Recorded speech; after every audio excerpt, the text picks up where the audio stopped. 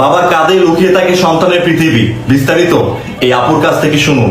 বাবা বাবা আমাদের মাথার ছাদ, বাবা ডাকের আলাদা স্বাদ। ব্যথা পেলে ও মা গো মরে গেলাম গো যেমন বেরোয়, ওরে বাবা রে কি ব্যথা রে, এটাও ভেতর থেকেই আসে।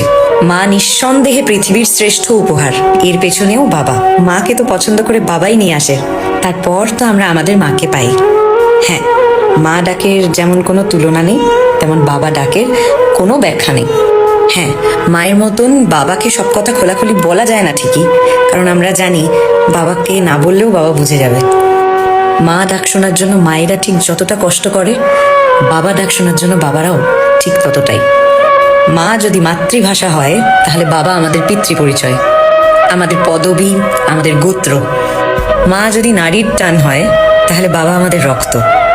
মা ছাড়া ঘর খালি মনে হলে, বাবা ছাড়া জীবনটাই খালি। বাবার কাছ থেকে ফেরার সময় হয়ে আসলে ঘড়ির কাঁটার দিকে নিজে থেকেই বারবার চোখ চলে যায়।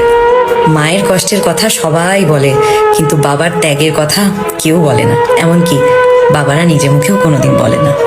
মারা তো সহজেই কেঁদে ফেলে, কিন্তু বাবারা কাঁদে সারা জীবনে একবার। সারা জীবন নিজের শখ আহ্লাদ জলাঞ্জলি দিয়ে নিজের মেয়েকে বড় করে সারা জীবনের মতো যখন বাবা অন্য লোকের বাড়ি দিয়ে দেয়, সেই ত্যাগের কাছে পৃথিবীর সব ত্যাগ ছোট মনে হয়। একজন মেয়ের বাচ্চা হলে হসপিটালে সবাই আগে বাচ্চাটাকে দেখতে চায়, কিন্তু একমাত্র বাবা যে নিজের বাচ্চাটাকে, নিজের মেয়েকে সবার আগে দেখতে চায়। দাদু হওয়ার সুখের থেকেও তখন তার কাছে অনেক বেশি নিজের মেয়ের মা হওয়ার আনন্দ। আর যে বাবার ছেলে সন্তান, তার কি ত্যাগ কম?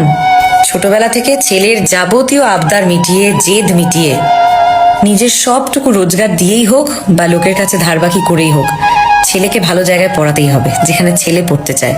যদি সেটা বিদেশ হয় তবে তাই।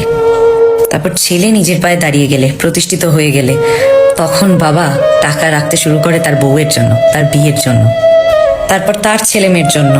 তবুও ছেলের থেকে এক পয়সাও মুখ ফুটে চাইতে পারে না কোনো বাবা। তাই বাবার ত্যাগ কল্পনার বাইরে, তাই হয়তো বাবার স্থান মাথার উপরে। খুব খুব ভাগ্যবান তারা, বাবা মাকে কাছে পাচ্ছে যারা। বাবা কিন্তু আমাদের প্রথম হিরো, মানে বাবার শার্ট প্যান্ট জুতো বেল্ট চশমা যা বাবা পরতো তাই একদম বেস্ট, সেরা। সে হাত ঘড়ি হোক যাই হোক, আমার বাবা যেটা পরে সেটাই সেরা। সিনেমার কোনো নায়ক টায়ক না, আমার বাবাই হিরো। সব থেকে অদ্ভুত ব্যাপার, বাবার থেকে 10 টাকার নোট পেলেও খরচা করতে ইচ্ছে করে না। বাবার দেওয়া প্রতিটা নোট জমিয়ে রাখতে ইচ্ছে করে। খরচা করলে মনে হয় একটা একটা করে নোটের সাথে একটা একটা করে স্মৃতি খরচা করে ফেলছি। একটা ব্যাপার হলো, মা কিছু বললে গায়ে লাগে না, অত বকলে মারলে কিছুতেই কিছু গায়ে লাগে না,